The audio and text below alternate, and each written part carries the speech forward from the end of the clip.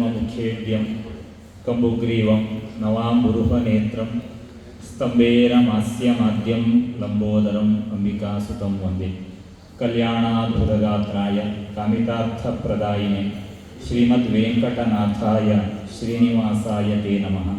ಕ್ಷೇತ್ರಾಧಿಪತಿಯಾದ ವೆಂಕಟರಮಣ ಸ್ವಾಮಿಗೆ ವಂದಿಸಿ ಪತಂಜಲಿ ಯೋಗ ಸಮಿತಿ ಆಯೋಜಿಸಿರತಕ್ಕಂತಹ ಗುರುಪೂರ್ಣಿಮೆಯ ಅಂಗವಾದ ಗುರುವಂದನಾ ಕಾರ್ಯಕ್ರಮದ ಇಂದಿನ ಈ ಭವ್ಯ ಸಭೆಯಲ್ಲಿ ವೇದಿಕೆಯಲ್ಲಿ ಉಪಸ್ಥಿತರಿರುವಂತಹ ಎಲ್ಲ ಗಣ್ಯರಿಗೆ ಮೊದಲಾಗಿ ವಂದಿಸ್ತೇನೆ. ವೇದಿಕೆಯ ಮುಂಭಾಗದಲ್ಲಿ ಆಸೀನರಾಗಿರುವ ಎಲ್ಲ ಸಜ್ಜನ ಸಹೃದಯ ಬಂಧುಗಳಿಗೆ ವಂದನೆಯನ್ನು ಸಲ್ಲಿಸಿ ಈ ಸಂದರ್ಭದಲ್ಲಿ ನನ್ನ ಕೆಲವು ಅನಿಸಿಕೆಗಳನ್ನು ತಮ್ಮ ಜೊತೆಯಲ್ಲಿ ಹಂಚಿಕೊಳ್ಳಲಿಕ್ಕೆ ಸಂತೋಷ ಪಡ್ತೇನೆ. ಬಹಳ ಮುಖ್ಯವಾದಂಥ ಮಾತು, ಯೋಗದಿಂದ ಜಗತ್ತಿನ ದೃಷ್ಟಿ ನಮ್ಮ ಭಾರತದ ಕಡೆಗೆ ಹರಡಿದೆ ಎನ್ನುವಂಥದ್ದು. ಯೋಗ ಅಂತ ಅಂದರೆ ಏನು ಅಂತ ಪ್ರಶ್ನೆ ಬಂದಾಗೆಲ್ಲ ನಮ್ಮ ಹಿರಿಯರು ಕೊಟ್ಟದ್ದು ಯೋಗ ಚಿತ್ತವೃತ್ತಿ ನಿರೋಧ. ಸರಳವಾದ ಮಾತು, ನಮ್ಮ ಮನಸ್ಸನ್ನು ನಿಯಂತ್ರಿಸತಕ್ಕಂಥ ಮಾರ್ಗವನ್ನು ಯೋಗ ತೋರಿಸಿಕೊಡ್ತದೆ ಅಂಥೇಳಿ. ವಾಕ್ಯ ಸರಳ, ಆದರೆ ಮನಸ್ಸನ್ನು ನಿಯಂತ್ರಣ ಮಾಡುವುದು ತುಂಬ ಸುಲಭವೇ ಅಂಥೇಳಿ. ಅತ್ಯಂತ ಚಂಚಲವಾದುದು ಜಗತ್ತಿನಲ್ಲಿ ಯಾವುದು ಅಂತ ಕೇಳಿದರೆ ಅದು ಮನಸ್ಸು. ನಾವಿಲ್ಲಿ ಇದ್ದರೂ ಕೂಡ ನಮ್ಮ ಮನಸ್ಸು ಇನ್ನೆಲ್ಲೋ ಸಂಚಾರ ಮಾಡ್ತಾ ಇರ್ತದೆ. ಮನಸ್ಸೆನ್ನುವುದು ಹುಚ್ಚಿನ ಆವೃತ್ತಿ ಅಂತ ಹೇಳ್ತಾರೆ. ಆ ಹುಚ್ಚಿನ ಆವೃತ್ತಿಯನ್ನು ಸುಗಮ ಶ್ರುತಿಯಾಗಿ ಮಾರ್ಪಡಿಸತಕ್ಕಂತಹ ಕಲೆಗಾರಿಕೆ ಶಕ್ತಿ ಇದ್ದರೆ ಅದು ಕೇವಲ ಯೋಗಕ್ಕೆ ಮಾತ್ರ. ಹಾಗಾಗಿ ಯೋಗ ಕರ್ಮಸು ಕೌಶಲಂ.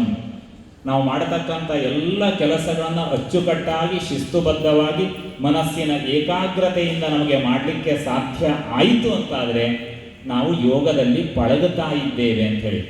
ಯೋಗದ ತುತ್ತ ತುದಿ ಯಾವುದು ಅಂತ ಪ್ರಶ್ನೆ ಬಂದರೆ ನಾವು ಗೀತೆಯನ್ನು ಓದಬೇಕು.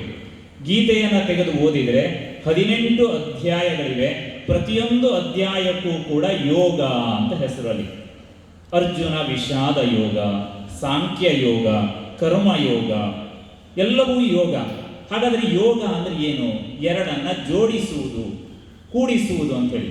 ಯಾವುದನ್ನು ಕೂಡಿಸುವುದು? ಚಂಚಲವಾದಂಥ ಮನಸ್ಸನ್ನು ಶಾಂತಪಡಿಸುವುದಕ್ಕಾಗಿ, ನೆಮ್ಮದಿಯನ್ನು ಕಾಣುವುದಕ್ಕಾಗಿ ಭಗವಂತನಲ್ಲಿ ನೆಲೆಗೊಳಿಸುವಂತಹ ಪ್ರಕ್ರಿಯೆಯನ್ನು ಯೋಗ ಅಂತ ಸರಳವಾಗಿ ಅರ್ಥ ಮಾಡಿಕೊಳ್ಬೋದು. ಯೋಗದ ತುತ್ತ ತುದಿ ಯಾವುದು ಅನ್ನುವಂಥ ಪ್ರಶ್ನೆ ಬಂದಾಗ ಗೀತೆಯಲ್ಲಿ ಕೃಷ್ಣ ಉತ್ತರ ಕೊಡ್ತಾನೆ.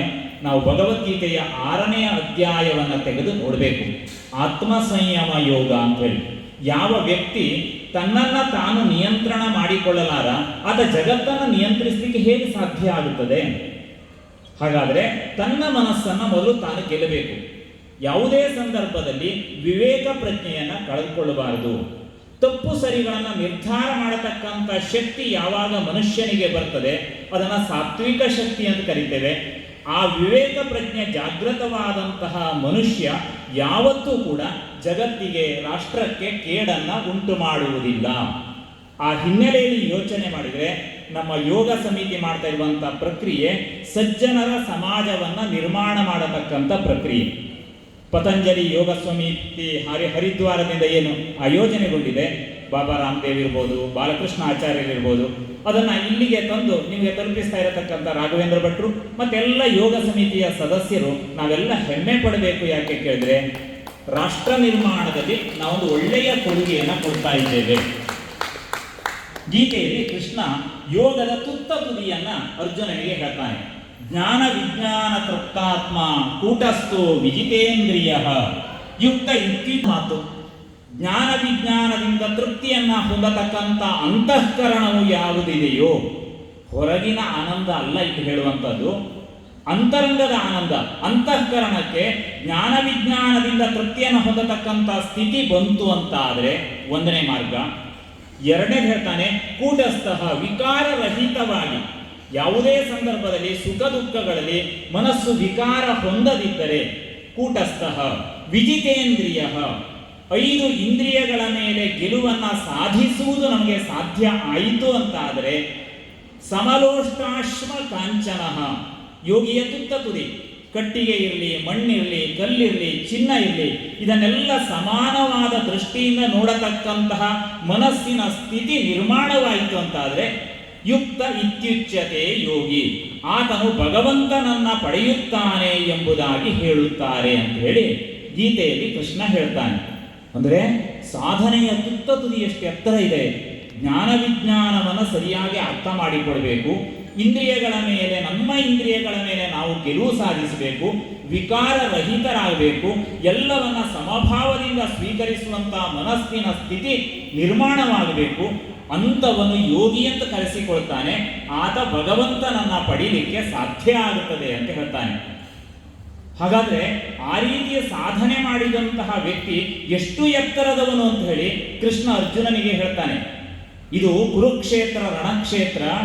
ಆ ಸಂದರ್ಭದಲ್ಲಿ ನಿರ್ವಿಣ್ಣನಾಗಿ ಕುಳಿತಂತ ಅರ್ಜುನನಿಗೆ ಮಾಡಿದಂಥ ಉಪದೇಶ ಅದು.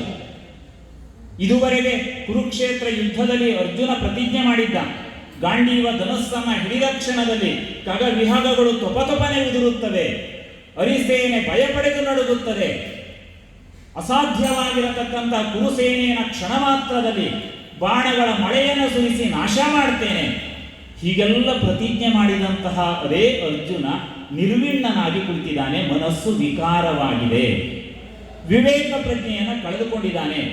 ಯುದ್ಧ ಭೂಮಿಗೆ ಬಂದು ಹೋರಾಡಬೇಕಾದಂಥ ಒಬ್ಬ ವೀರ ತನ್ನ ಧನುವನ್ನ ಕೆಳಗೆ ಇಟ್ಟು ನಿರ್ವಿಣ್ಣನಾಗಿ ಕುಳಿತುಕೊಳ್ತಾನೆ ಅಂತಾದ್ರೆ ಆತನಿಗೆ ಯೋಗದ ಉಪದೇಶ ಅನಿವಾರ್ಯ ಅಂತ ಕೃಷ್ಣ ಭಾವಿಸ್ತಾನೆ.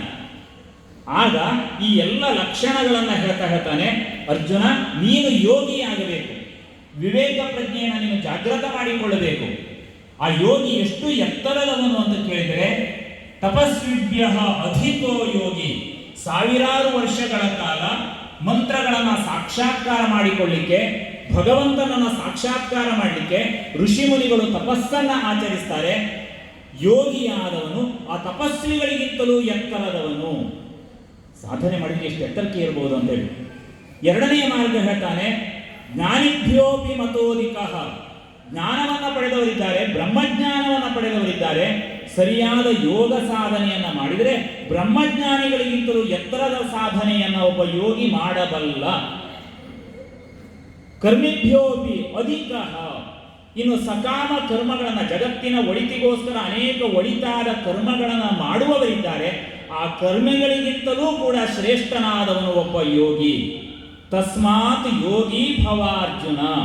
ಈಗ ರಣಕ್ಷೇತ್ರದಲ್ಲಿ ನೀನೊಬ್ಬ ಯೋಗಿಯಾಗಬೇಕು, ವಿವೇಕ ಪ್ರಜ್ಞೆಯನ್ನು ಜಾಗೃತ ಮಾಡಿಕೊಳ್ಬೇಕು, ಇಂದ್ರಿಯದ ಮೇಲೆ ಹತೋಟಿಯನ್ನು ಸಾಧಿಸಬೇಕು. ಆಗ ಮಾತ್ರ ನಿನಗೆ ಗೆಲುವನ್ನು ಪಡೀಲಿಕ್ಕೆ ಆಗುತ್ತದೆ ಅಂತ ಹೇಳಿ ಆತ್ಮ ಸಂಯಮ ಯೋಗ, ತನ್ನನ್ನು ತಾನು ನಿಯಂತ್ರಿಸತಕ್ಕಂಥ ಯೋಗದ ಮಾಧ್ಯಮವನ್ನ ಗೀತೆಯಲ್ಲಿ ಕೃಷ್ಣ ಉಪದೇಶ ಮಾಡ್ತಾನೆ.